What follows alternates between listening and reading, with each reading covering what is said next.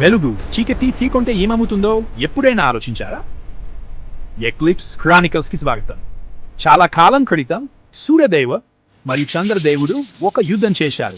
ఆ యుద్ధం ప్రపంచాన్ని చీల్చివేసి వెలుగు మరియు చీకటి మధ్య అడ్డంకి అయిన ఎక్లిప్స్ దివిని సృష్టించింది.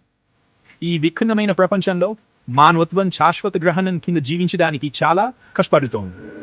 చేతిపై ఒక మన గుర్తు ఉన్న అనా కేల్ నికలున్నా ఒక చిన్న గ్రామంలో కమ్మరి శిష్యుడిగా పనిచేస్తూ దివేడ్ అంచునున్నాడు. అతను తన తల్లిదండ్రుల గురించి నిజం తెలుసుకోవడానికి దానిని దాటాలని కలలు కంటున్నాడు. ఒక రాత్రి ఆకాశంలో ఒక చీలిక తెరుచుకుంటుంది మరియు ఒక మెరుస్తున్న వ్యక్తి పడిపోతుంది. కేల ప్రదేశానికి పరుగెత్తాడు.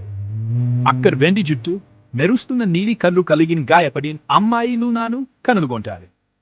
ఆమె అతనిని హెచ్చరిస్తుంది. గ్రహణం బలహీనపడుతోంది మరియు గందరగోళం కమ్ముకుంటోంది. ఆమె ఇంకా ఏమి వివరించేలోపే క్రూరమైన సోలార నెతిత్వంలోని సూర్య సామ్రాజ్య సైనికులు వస్తారు. ఒక పరారి వ్యక్తికి ఆశ్రయం ఇచ్చారనే ఆరోపణలతో కేల్ లూనాను కాపాడుతారు. అనుకోకుండా తన చేతిపై ఉన్న గుర్తు నుండి శక్తిని విడుదల చేస్తారు.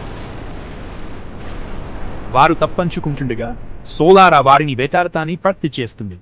ఇంతలో గ్రహణం మారుస్తుంది మరియు వింత జీవులు బయటకు వస్తాయి. డివియడ్ విరిగిపోతోంది.